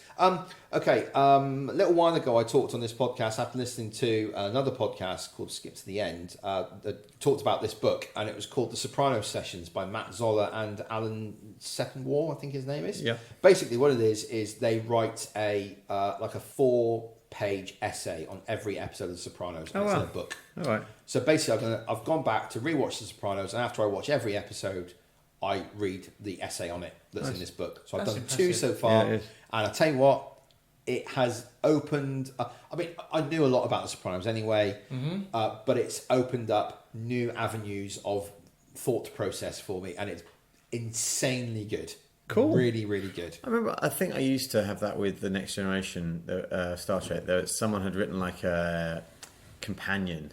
Oh And yeah. it was similar. It wasn't like a 4-pager, but it was like at least a paragraph or like a page about each episode. Yeah. And I remember having that same thing, like if it was ever on TV, I was like, oh, get the companion and like read that Yeah, about yeah, that and say, yeah. oh, what happened in this episode and how did It's- they make it? And It's great. Yeah. It dives deeper into the psychology of what's happening with the characters that I absolutely adore. You know, Yeah. even though some of them are like the worst human beings possible, in real life you would avoid them. You would cross the road out of their way. But it's really good, really Yeah. good. Lastly, very, very quickly, the latest Do Go On podcast was on Bruce Lee, and it was excellent. Yeah. It was really, really good. Cool. Do Go On, really, really good. So Planet Broadcasting podcast. yeah, they Great. do. It's 3 Australian friends and they do like a school report about a thing. And it's normally history stuff. Yeah, well, it's just like the life of Bruce Lee. You know, when he was born, where he grew up, the challenges he faced when he came to the US, the challenges he faced there. When he went back to China, became a massive star. What happened to him after that is really, really good. Plus, they're comedians, so they're talking about a subject, but then they drop comedy into it, and they go on funny tangents, not stupid tangents like we go on. They go on funny ones. It's really good fun. Are we funny? Funny looking. Okay, Nah, funny looking. Funny smelling. Speak for yourself. James, what have you nerd-scened? Well, I haven't got an exhaustive list, so I am cutting through Ray Donovan. Current I've season. watched 2 episodes of season 7. Okay, so I can't really say too much. No. Okay, Are you enjoying it? I am. Ah, Is this going to be the last season? I don't know. I think there might be one more. You reckon? Maybe. Okay. Maybe not. I love James. You can't say anything, can you? I was going to ask you before. Do you want me to mention about Ray Donovan? I'm really enjoying it, and I think it may be one of my favourite seasons so far. Oh, that's plenty good praise because It's- that show is great. It is great, Yeah, but it it's is. really, really good, really interesting. I heard that actor's name said on by another actor. Liev Schreiber. It's Liev. Yes. Yeah. I always say Leave. No, it's Liev. It's Liev. Liev, Yeah. What's wrong with me? You're an You're idiot. stupid. Yeah, where do we start? Yeah. All right. Thanks, boys. I haven't got long enough. You cut to the heart of it. Are you really? So I finished Jack Ryan. yeah, season 2, right? Season 2, again, it was good. It was enjoyable. It was Jack Ryan through and through. I mean, it annoys me a little bit. He's that character that's just right place, right time, always knows what to do. He's Jack Ryan, man. Well, it's a bit like, James Bond. All of a sudden, he's stuck in a situation. But do you know what? I can use this sand to get out of this and disable every single army person that I come in front of me. I'm just like, but it's still good. He's MacGyver, Yeah, basically. yeah. Nice twist. But Hashtag twist. Oh, all right. Oh, That very interests me. good. That interests me. Now you said that. But he's quite a charismatic guy, right? He's a good-looking guy. He's charismatic. He's fun. It's John Krasinski, yeah. Yeah. It was good. So in fact, sexy. I would say it's better than the first season, actually. Okay, Come to that's think of interesting it. because we all liked the first season. We all Yeah, watched it it and reviewed it and said Yeah. high praise. Oh, that's interesting. Okay, and then finally, I had to let it go. I've seen Frozen 2. Thanks very much. Which I hear is not that good. What are you talking about? What? Frozen 2 is a bad film, in my opinion. Get In out of my opinion. Get out of your house. Get out of your house. Get out of my house. I'm just talking about Picard all by myself. See you later. No, seriously, get out. I haven't seen it, so I don't know. Okay. It is really enjoyable. It's fine. Trailer looked great. I don't know. I don't know. It's really good. Every now and then my kids break out in the Yeah, I was doing that. Woke me up to it the other morning. Brilliant. I was like, what the going on here? I was like, smash! I didn't mean to. Sorry, it just made me jump. But yeah, that's pretty much me. Shall we talk about Picard for 10-15 minutes? Yes.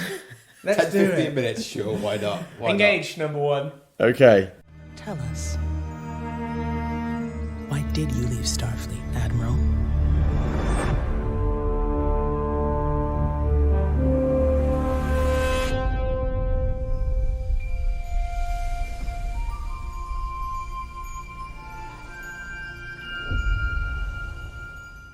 It's not very good, is it? Shut up. Right, okay. We should say at this point, this podcast is coming out on Saturday.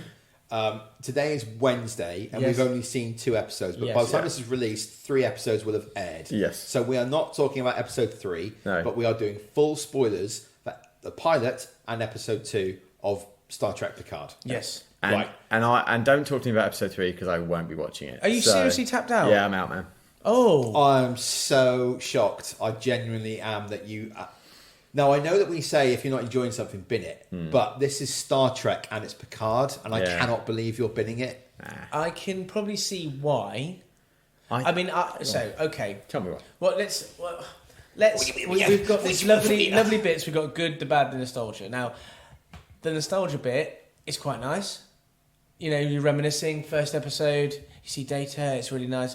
But what I'm not getting is the charismatic Picard that I remember. Agreed. And he feels like at one point, I was looking at him and I thought, God, he's just like being Professor X. And I know he's that character, but it seemed like that. And, you know, he doesn't have the mobility and that charisma and that energy that he has. Everything seems to be, I don't know, at about 4 times slower pace. And that's obvious because the guy's aged. Yeah. I keep on looking at Nate and he's catching my eye and giving a smirk. I can't believe how much you don't enjoy it. It's really badly written. It's not particularly good with the technology. No. Let's be honest. And then there's the hang on, the housekeeper. Oh my God. That's. I mean, I think she's quite a nice housekeeper. If she was cleaning my house, it'd be absolutely fine. But where does she come from? Why does she know everything? She was a super spy, but now she's a housekeeper. Yeah. And she's got a tool that can magically, from one molecule, bring back a scene from the crime, particularly that moment, and show what. Do you know what the device is called? Do you know what the device is called? What's the bullshitometer. Yeah, exactly. And then when they start talking about the computer stuff, and it's all blurred, and they're trying to explain it to us, but they're trying to explain it but make it sound confusing, and then but we could do this because they're basically clones, and you're like, there must have been another way to write this. There must have been. Just be clever. And you know when those attack people come in, I mean, this was in the video I sent you guys, when they come in and they put a bag over her head. Yeah. Why don't they just beam in and stun her?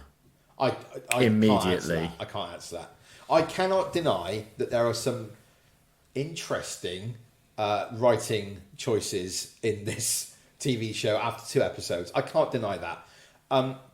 However, what I will say is I like what they are building with it. And they are building slower than I would expect them to. But they are building something. We find out... I'm going to go through the good, the bad, and nostalgia. Okay, so the good things. We find out that Picard left Starfleet after an incident where synthetic life forms, androids if you will, committed an atrocity. They burnt Mars. It's still burning today, 10, 15, 14 years later, whatever it is. Good heat source. Nice.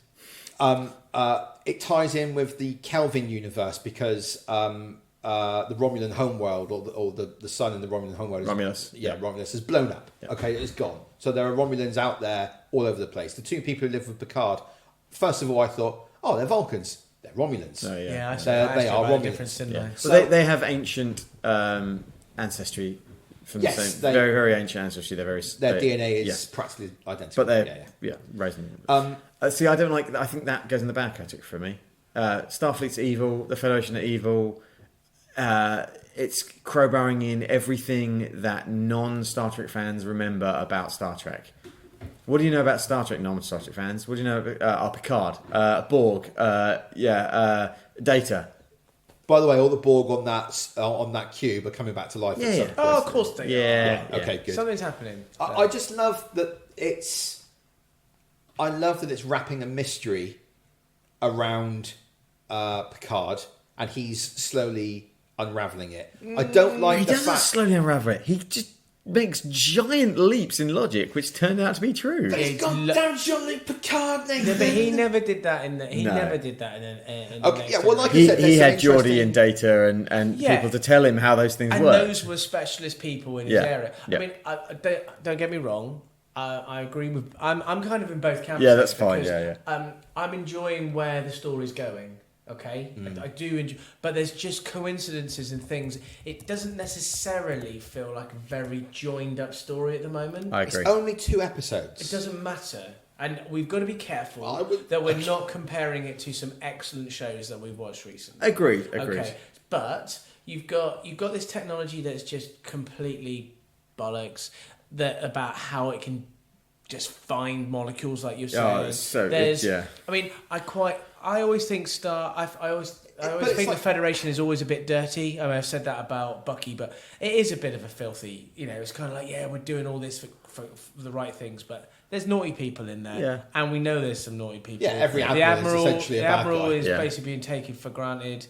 There's the Commodore Vulcan, I think. Or have I got that the right way? No, around? yeah, that's right. Yeah. And they know that shit's happening, and they're trying to set something up. Oh God, the thorn on our side, Picard, he's come back. He'll find out the truth. It's a bit like Scooby-Doo. They've gone away with it if it weren't for those pesky kids. Oh gosh, sorry to bash my laptop. One thing I will say is the Starfleet uniforms are excellent. I really, really like them. Has anyone done the pull down? No. I would say actually, you want good. Yeah. The designs of the show look good. I thought the special effects were good. Actually. Yes, I agree. It looks good. The ball it's a good cube looking... is like, I like when they were zooming at. I think it was right at the end of episode 1. Yeah. Zooming out, and it was all zooming out. Yeah, and it was the bird. huge. It was just that was pretty cool actually. Yeah. Who's the lady at the end in episode 2 that he goes to see and basically goes, "Oh, I've got a bottle of red wine. It's going to be fucking make anything happen." Yeah, it's going to be someone. It's going to be someone that he's had adventures with since he's been.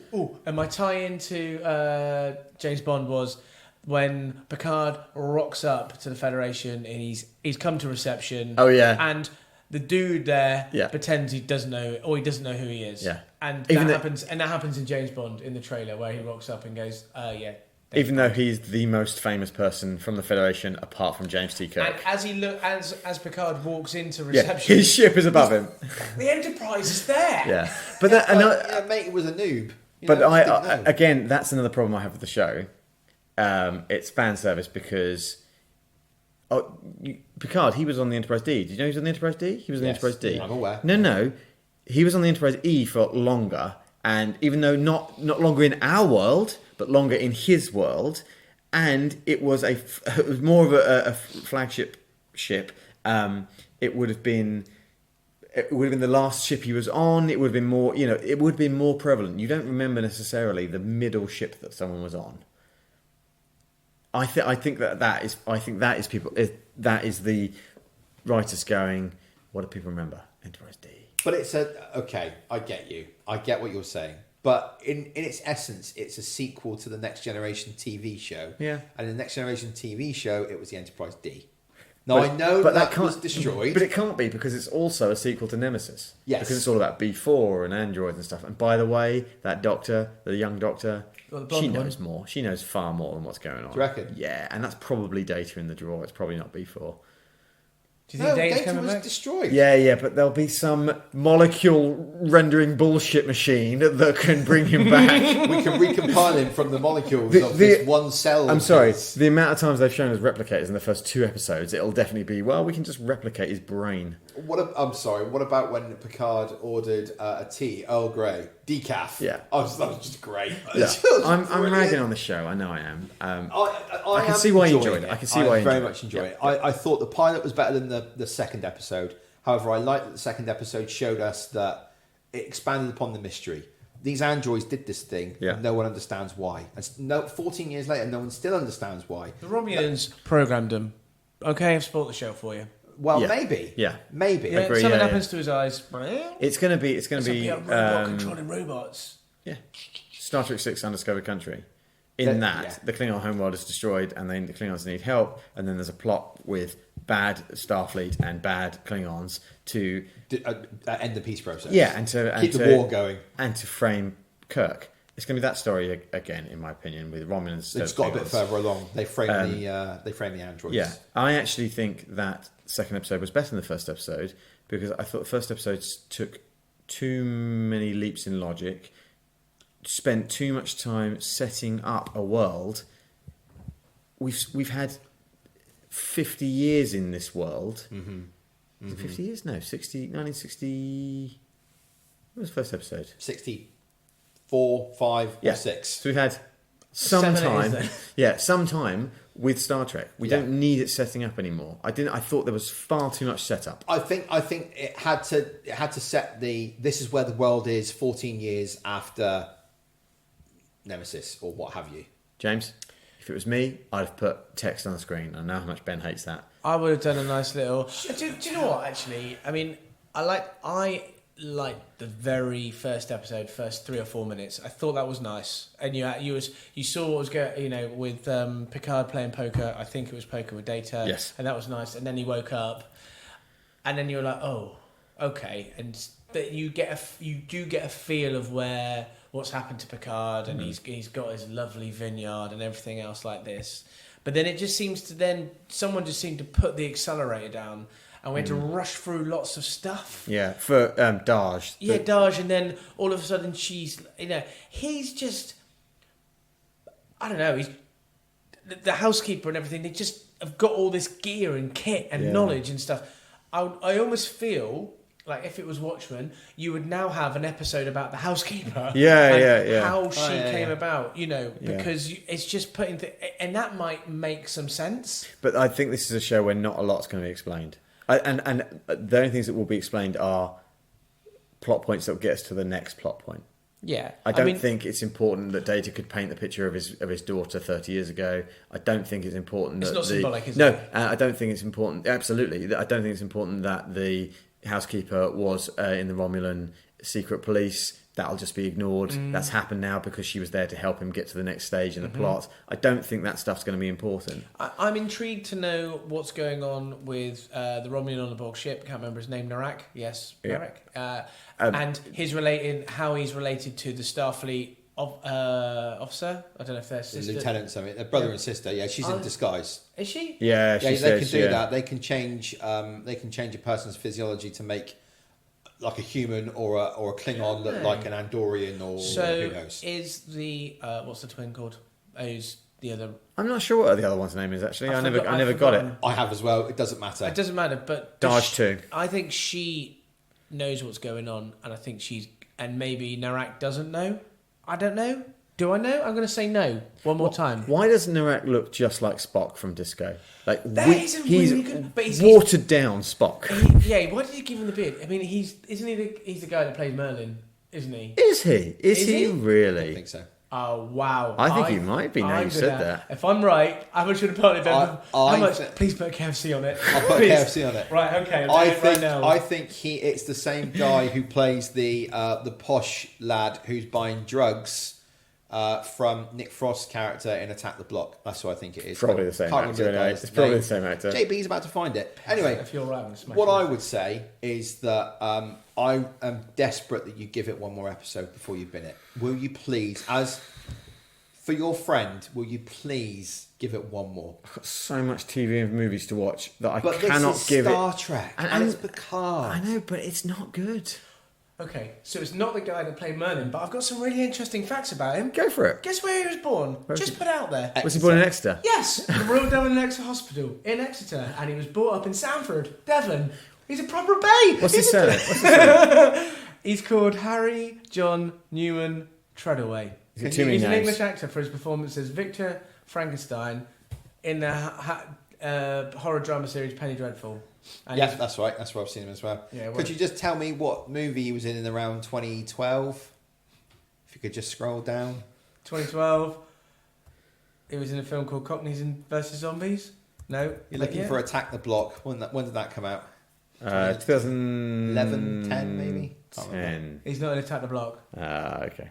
But anyway, Devon Bay. That's why. That's That's very why cool. I recognised him. Yeah. I was probably at school with him, wasn't I? Probably. You probably were, yeah. I was born in '84. He, yeah, I think, yeah, it's both far too fast and far too slow for me, and Okay. I think the maybe this is just 2020's version of technobabble, because I know that there was a whole thing in the Next Generation where they would just make up nonsense for Geordie LaForge and Data to say. In the script, they would say Yeah. science. Yeah. And it then was a scientist would actually make up what they had to explain. like Michael Okuda, who did loads of the designs and stuff. I think his name was. I think he Probably. used to come up with stuff, and they used to laugh and say you can't say this sort of stuff, but it was just nonsense. But I still feel like when you look back now, it kind of makes sense a little bit. But it feels like we've gone into magic. It feels like it's gone to magic level. Yeah, but okay, look, listen. The Next Generation was always more advanced than Kirk, always, because it was 80 years later, and Yeah, it but was this is- always more advanced. 15, 20 years later, it's always going to be that much more advanced. I get it. I understand what you're saying, and yes, it's poppycock. But at the same time, What a great word. I don't get enough chance to use No, that word. I might want to introduce it I today. would like to be in a meeting with you and you bring out poppycock. This- That is absolutely poppycock. Let's see if we can all try and get it into meetings tomorrow. Yeah, At some okay. point, we'll get it. Solved. Yeah, if we I'll do can. it. Yeah. I love that I'm back with these characters. I love that we're going to see some more Next Generation characters coming through, and some other Star Trek universe characters as well. And I just want the mystery to be unravelled and for Picard to get the justice that he needs. I will say that I'm loving the storyline because I don't know where this is going, but there's basically going to be artificial intelligence or life or something like that, and I'm enjoying that. I'm just not too sure whether I'm going to enjoy the journey to get there with the techno crap. And I want Data to live again, even if it's through his daughter. I want him to live again. Why is Picard acting like Data and Picard were best buddies in the world? In the show, they were not close. No, but doesn't he try to humanise? That's not true. Does he not try to humanise Data all the time? In the films, he has more to do with him. That's because Brent Spiner wanted to be the Spock character. Yes, absolutely. Yeah. But in the show, it's much more that Picard is removed from everyone, and then it's Riker down, who then they have the card games together, and they spend a lot of time together, and there's a family, and Picard is kind of like the patriarch in the distance.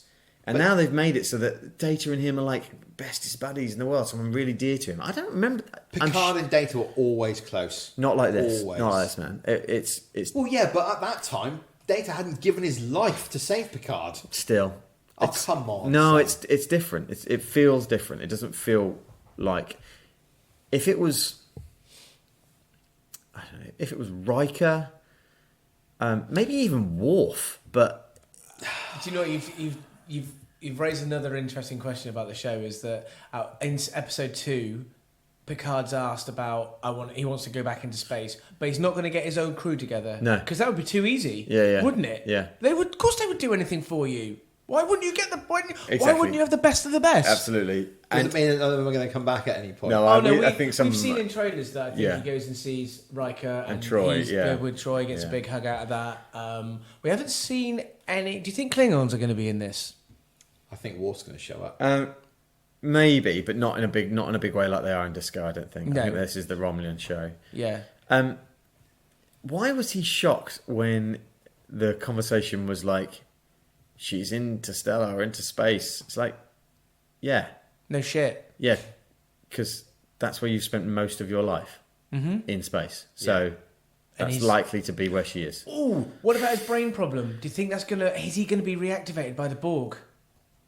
Maybe. Don't huff and puff at me. No, because when you say stuff like that, Ben and I are always really excited about the plot. Wow, yeah. What's your fucking? I've got to stop swearing. What is today. wrong with you I don't know. I've got a James, point it's now. It's because- making me angry. It's because the reason I sigh is because it's ticking all the boxes for what do people who aren't real fans of Star Trek remember. Oh, so what, are you basically telling me I'm not a real fan? No, I'm saying the person writing it isn't a real fan. Like, the Okay. person writing it is like, what do I remember about Star Trek? I remember Picard, I remember Data, I remember Borg, maybe some Romulans. Oh, what happened in 2009 movie Star Trek? We need to tie it back into that. And it just, I don't know, it just feels... Lacking. It feels fucking cheap. You're is what it being feels. forced to watch. Yes. What food do you not like? If you had to have food, tomatoes. I like tomatoes. There's Okay. not much food I don't like. It's Carbohydrates. carbohydrates. It's like making me make you eat pasta right now. Yeah, it's just like, exactly. yeah, eat it because Yeah. you know you love it really. Right. I really want you to give it one more episode and try. Have you just looked up something for episode 3? No, not at all. It's Jerry Oh. Ryan in it. No. I haven't. Okay. Honestly, I haven't looked up anything I at all. want you to do the same as well, please. Yeah, I'll try. give it one more episode, No, and don't, if that's it all right. doesn't convince you, then fine, bin it. Come on. I'm going to take it to social media and read out some of the tweets Yeah, do that now. because Yeah. I Yeah, asked of people for their opinions on Star Trek Picard. I said you had 2 hours, go. And actually, So- we've been recording for an hour and a half, so it probably has to wrap the podcast up soon. So, yes. Yeah, sure. Well, we'll wrap it up pretty quickly. So, I am Jack's Musing says, I've only seen the pilot thus far and thought it was fine. Your classic stuff full of plot and character introductions pilot. I'm slightly concerned about the central conceit. Has been done before. Battlestar Galactica, Blade Runner 2049, Firefly. But let's face it, I'll be engaged with every episode. And then put a gif of Patrick Stewart saying resistance is futile. And I like Nice. engaged. There's a pun there. Yeah, Engaged, very good, yeah, It's yeah. good. Very good. Yeah. Geico, which is at Get Your Comic Con, said rational reviewer in me, mature, sophisticated Trek tale for a contemporary audience. Up yours, Nathan. Yep. They didn't say that. No, but he might as well. Oh. have. That's fine. That's And fine. Star Trek fanboy in me, and it's a gif of the little lad from King of the Hill going, "Ooh," like, Nice. eek. I'm so excited. Okay, Marcus at the Marco Hang guy on, said it's hang a on, show. Hang on, Marcus. I want to hear Marcus's opinion, but that's my point. That is my point exactly. His review What? just there. What? Is that the Star Trek fanboy in him is going woo, and it should be better than that.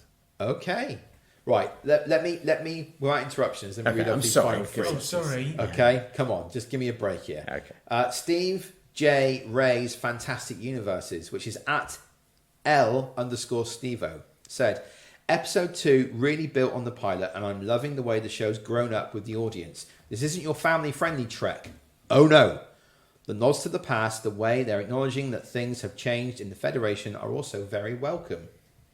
I think that's very interesting. Well, you're picking on that as well. There's some swearing. Yes. Fuck. Yes, there is. I bet that took you right out of the episode, didn't it? No, I'm used to it now. I mean, Disco's a bit like that, isn't it? But I like Disco because it felt like a more adult version of Sci-Fi and Star Trek compared Agreed. to what it has been before. Yeah. So that was good, but I'm not sure. Did the violence was more in Disco? Was the language poor as well? There was some in it. There was some sweary and some sexy times. The supreme leader of the Federation, I can't remember her name. Doesn't matter. Whatever her title is. Admiral Dickhead. When she said, Commodore. She's a Commodore. no, is she Commodore? The Vulcan was a Commodore. Doesn't matter. Doesn't matter. Oh, what is Anyway. it when Picard comes in? And Yeah, and it's the she's pure arrogance No, of she this. says like Hybridus. something hubris, fucking hubris. hubris. And I was like, yeah, Picard, sit down and shut up, mate. You haven't been in Star Trek, you haven't been in Starfleet for however many It's years. Jean-Luc Picard. Don't you know who he is? I'm sorry. Picard leaves people in his wake. Yes, he does. think Yeah, Picard I was was actually- so on her side. I was so. Do you think he was like, that was a bit of an entitlement from him? Yes. Yeah, I get you. Right. Sean Chandler, which is at, you'll like this handle, at Kirk Never Died. I'm really enjoying the show. I love that I beg your pardon. I love that it's seamlessly a direct sequel to multiple episodes, and in brackets, Measure of a Man, Best of Both Worlds, Borg, and the two movies First Contact and Nemesis, and in time in Star Trek 2009 events too. Yet it feels like something new for Trek. Ticking all them boxes, isn't it? You're not going to be swayed. sorry. And finally, John Eric, which is at Ali Temporal Anom, very nice, said, ever since #TNG, I've been thirsty for an official Trek show to explore the Romulans and their culture more, in kind of the same way that the Next Generation and DS9 did for the Klingons. So far, Picard is delivering on this in a big way. 100% agree. Love the Romulans. Want more of the Romulans. Yep. I've always wanted more of the Romulans. I wanted it in Disco. I wanted it in Deep Space Nine. They came in a little bit in Deep Space Nine. They were a bit shady then as well. But they're always shady. But you want to know why, don't you? Exactly. And I was really excited for Nemesis when it came out, and there were Romulans, and it was a Romulan plot. I think that they haven't been served well ever in Star Trek. But I agree with that. I agree that it's nice that Romulans are getting their fair share. Thank you very much to those guys for tweeting in. Really kind of you. Yes, thank you, everybody. Look, I'm glad everyone's enjoying it. I genuinely am. I don't think it's good. It's not good for me. But if you're enjoying it, then more, success to you. Good for you. I hope you enjoy more of it. I don't want to be a person that sways you to not like it. I want you to enjoy it. It's just not for me. You're going to give episode 3 a try? Maybe. No, do it for your friends. That's a no. Do it for your friends. Where are my friends? Who are my friends? Just me, friend. Do it for your friend. Why are my friends? Oh. Should we wrap up the show? Yeah, that's the end of the podcast. Yeah. Ben, where can people find us to listen? Because that's a bit weird. But where can they find us to listen and tell us what they think about We're what our on opinions are? Facebook and Instagram and Twitter. You can get all our social media and podcast channels by clicking on the link in our pinned tweet or our pinned post on Facebook or on the most recent post on Instagram. There is a link to all of those channels. It's a link.tree/nerdschatting. Basically, it takes you to everywhere. Link to our merchandise, which is actually still available if you even knew that. Wow. I don't know if you... It doesn't have James's face on it. Yeah, but who knows? Yeah. What are you going to do about that? Yeah. Nothing. You're going to do nothing. I'm going to get a T-shirt with just my face on it, and you will see the sales go through the roof. I would that would be something I would like us to do one day. If we ever go to a Comic-Con together and act as Nerds Chatting, I think we should get T-shirts with our own faces on them. That would be quite pleasurable. Well, I'll get a T-shirt and wear James's face on it, and you should wear my face, and James should wear yours. Yes. Or vice versa. I would just spray paint your face on my chest. Anyway, where else can they find us? Right, This podcast is available on Apple Podcasts, it's on Podbean, it's on YouTube, it's on Spotify, and now it's on Google Play Podcasts as well. Is it? Yeah, I got it sorted the other day. You are a ledge. Teeny tiny request to people listening. If you're listening right now, just tell someone about us. Or give us a review. A review would be nice. Person sitting next to you right now, just lean over and go, hey buddy. What if they don't like him? No, just say, buddy, Nerds Chatting. Real good. Yeah. And that's it. Just end it there. Yes. Again, or give us a review. That would be great. Yeah. We're also on Podbean. That's our home podcast hosting website. Nice. Good. That's it. I think. Brilliant. Yeah, we'll be Brilliant. back in a fortnight to talk.